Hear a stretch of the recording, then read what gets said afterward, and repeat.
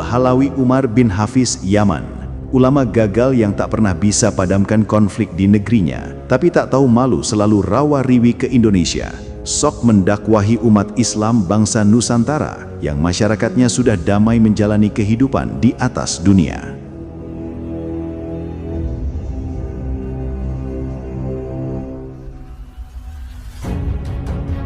Konflik yang kembali memanas di kawasan Timur Tengah sekali lagi menyita perhatian dunia.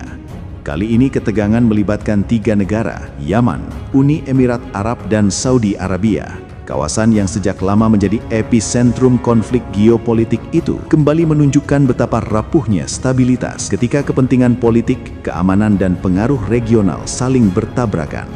Dentuman senjata, serangan balasan serta perang pernyataan di ruang diplomasi menjadi penanda bahwa konflik ini bukan sekadar pertikaian lokal, melainkan bagian dari dinamika perebutan pengaruh 2 negara dengan kekuatan ekonomi besar antara Uni Emirat Arab dan Saudi Arabia.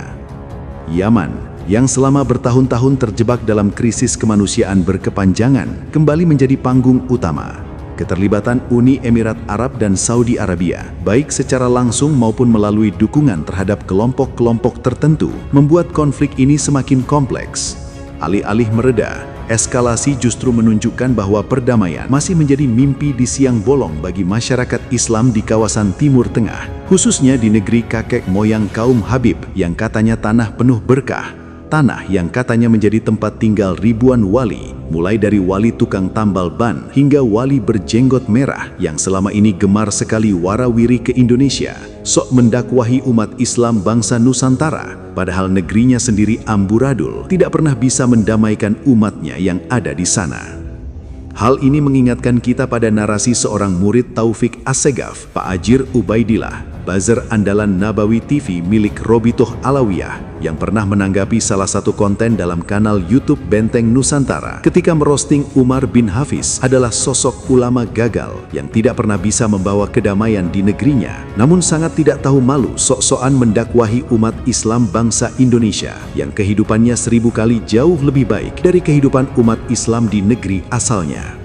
Ajir Ubaidillah yang kala itu sama sekali tidak paham kondisi geopolitik Timur Tengah pun akhirnya membela Umar bin Hafiz dengan narasi ngawur luar biasa karena ketidaktahuannya, di mana si murid kesayangan Taufik Assegaf ini mengatakan bahwa justru disinilah letak kehebatan Pak Umar bin Hafiz Yaman, karena meskipun negerinya dilanda konflik berkepanjangan, Pak Umar berhasil membentengi wilayahnya Hadramaut dari keterlibatan berbagai konflik yang melanda wilayah sekitarnya, yang akhirnya membuat Ajir Ubaidillah ditampar fakta kejam ketika Hadramaut dibombardir oleh Saudi Arabia, negeri tempat lahirnya Rasulullah.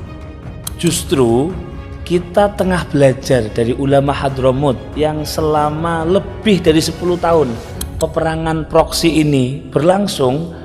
Beliau-beliau berhasil membentengi Hadramaut dari keterlibatan dalam peperangan ini. Dari Sayyidil Habib Umar bin Hafiz kita belajar. Kita ini banyak belajar dari ulama yang justru bersebelahan dengan kawasan yang tengah menjadi pusat perang dan tidak pernah berhasil ditarik ke dalam peperangan dengan cara apapun. Lebih parahnya, buzzer andalan Robitoh Alawiyah Ajir Ubaidillah ini tampaknya tidak paham bahwa SCT yang digempur Arab Saudi semenjak awal tahun 2025 telah berhasil menguasai 80% wilayah Hadramaut, termasuk juga pelabuhan pentingnya. Sehingga karena ketidaktahuan dia inilah yang kemudian membuat ia dengan sangat pede mengatakan hebatnya Pak Umar bin Hafiz justru berhasil membentengi Hadramaut supaya tidak terlibat dengan berbagai konflik yang ada di sana. Kejadian ini sebenarnya sudah cukup untuk membuka lebar-lebar mata umat Islam bangsa Indonesia bahwa status keulamaan Umar bin Hafiz yang kerap digembar-gemborkan kaum Habib sebagai ulama besar dunia sesungguhnya hanyalah sebuah branding belaka. Karena pada faktanya, ia sama sekali tidak dipandang oleh para penguasa di Timur Tengah, khususnya Kerajaan Saudi Arabia.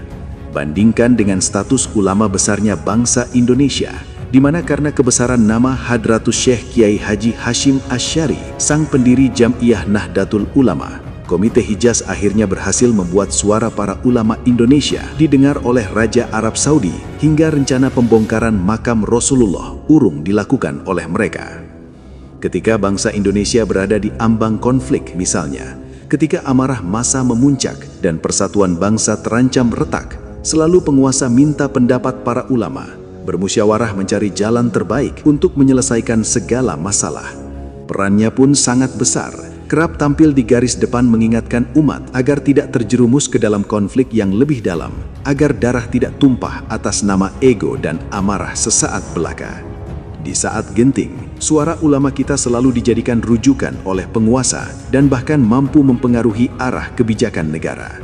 Bandingkan dengan sosok Umar bin Hafiz yang oleh pengikutnya selalu di-branding sebagai ulama besar dunia, namun ketika negerinya sendiri dilanda konflik berkepanjangan, peperangan dan penderitaan rakyat yang nyata di depan mata, publik nyaris tidak pernah mendengar peran sentralnya dalam penyelesaian konflik. Tidak ada gaung luas tentang keterlibatannya sebagai mediator utama. Pertanyaannya sederhana, jika benar Pak Umar bin Hafiz adalah benar-benar ulama besar dunia, mengapa peran dia justru sama sekali tidak terlihat di tanah kelahirannya? Dan mengapa ia justru sibuk mendakwahi masyarakat negeri lain termasuk Indonesia yang kehidupan masyarakatnya relatif lebih damai dan sejahtera, sementara konflik di rumahnya sendiri terus membara tanpa bisa memberikan solusi dan kontribusi apa-apa?